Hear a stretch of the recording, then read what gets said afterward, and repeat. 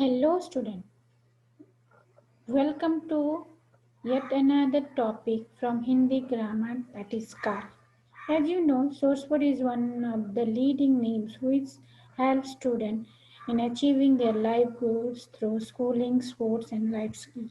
So let's start our today class. आज का हमारा टॉपिक है काल, जिसका मतलब होता है समय या वक्त। क्रिया के होने वाले समय को काल कहते हैं। क्रिया जो हमारा डूइंग वर्ड्स होता है कि कोई एक्टिविटी अगर हो रही है जो शब्द उसको दर्शाता है उसे क्रिया कहा जाता है। वो क्रिया किस समय पर हो रहा है उसी फॉर्म ऑफ क्रिया को हम बोलते हैं काल। वो समय को हम बोलते हैं काल। जैसे बच्चे खेल रहे हैं, मैडम पढ़ा रही हैं। पहले दो वाक्य में ये बच्चे खेल रहे हैं, मैडम पढ़ा रही हैं, इससे हमें पता चल रहा है ये कार्य अभी हो रहा है। दूसरे वाक्य में जो दो वाक्य नीचे लिखा हुआ है, बच्चे खेल रहे थे, मैडम पढ़ा रही थी। रहे थे, मैडम पढ़ा रही थी। थे थी, इस क्रिया शब्द से हमें ये पता चल रहा है कि ये हमारा पास्ट में हो चुका है, बीते हुए समय में वो हो चुका है, मतलब ऑलरेडी वो बच्चे खेल चुके हैं, मैडम पढ़ा चुकी है। थर्ड में बच्चे खेलेंगे, मैडम पढ़ाएंगी। बच्चे खेलने वाले हैं, the children are going to play. अभी तक खेला नहीं है, ना ही हुआ है, ना ही खेल रहे हैं।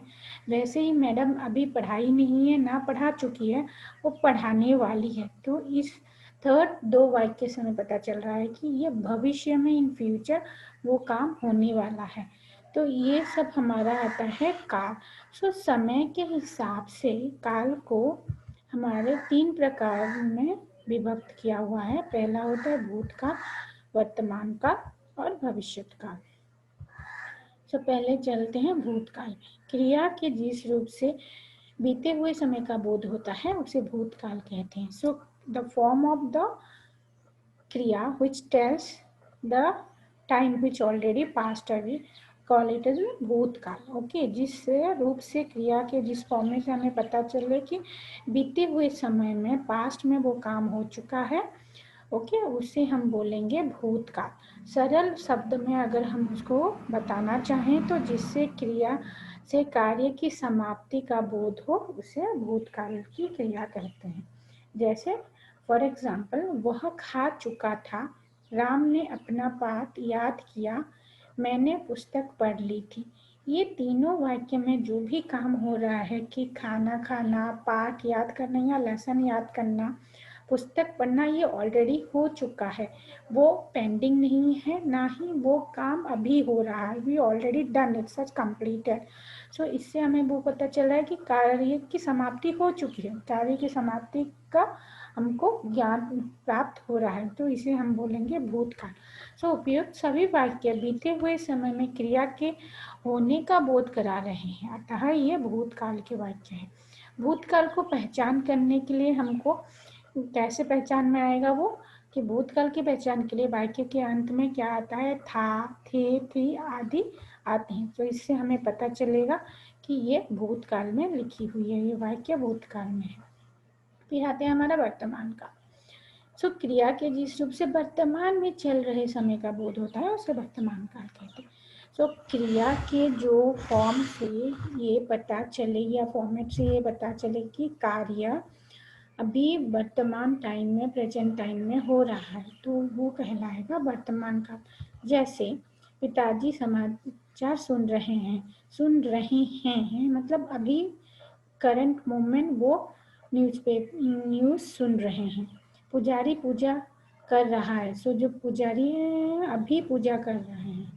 प्रियंका स्कूल जाती है, प्रियंका अभी स्कूल जा रही है। इन 3 वाक्यों में पता चल रहा है कि समाचार सुनना, पूजा करना, स्कूल जाना करंट टाइम में हो रहा है, इसलिए उसको बोलते हैं वर्तमान काल, प्रेजेंट टेंस। उपयुक्त वाक्य में क्रिया के वर्तमान समय में होने का पता चल रहा है, इसलिए ये वर्तमान काल की क्रियाएं हैं।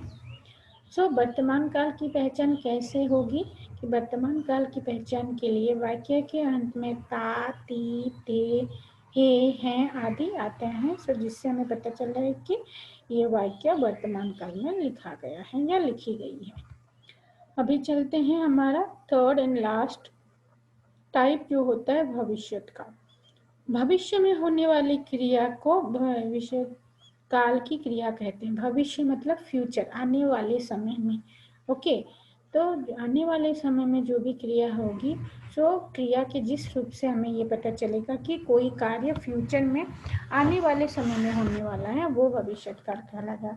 और दूसरे शब्द में अगर हम इसको व्यक्त करें तो होगा क्रिया के जिस रूप से काम का आने वाला समय में करना या होना प्रकट हो, उसे भविष्य काल कहते हैं। जैसे वह कल घर जाएगा, tomorrow he will go to the school. अब he will go to house, तो आज नहीं जाएगा, ना ही जा चुका है, कल वो जाने वाला है।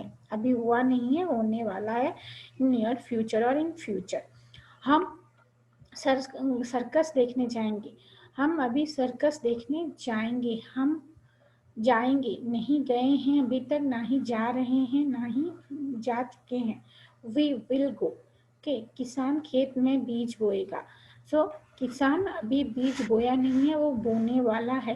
सो ये तीनों वाक्य से घर जाना, सर्कस देखने जाना या खेतों में बीज बोना काम ना तो हो चुका है, ना करंट मोमेंट में हो रहा है, ये आने वाले समय में होने वाला है।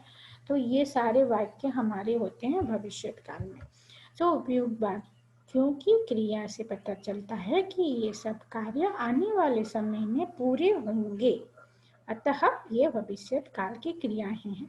सो अभी उसकी पहचान के लिए, भविष्य काल की पहचान के लिए वाक्य के अंत में गा, की, गे आदि लगाए जाते हैं, या उससे हमें पता चलता है कि वाक्य में के अंत में अगर गा, गी आदि शब्द आए तो ये हमें पता चलता है कि ये वाक्य और क्रिया भविष्य काल में लिखी गई है। सो आज के लिए बस इतना। Watch us on our YouTube channel. Thank you for being with me today. Have a nice day to all of you. Bye bye.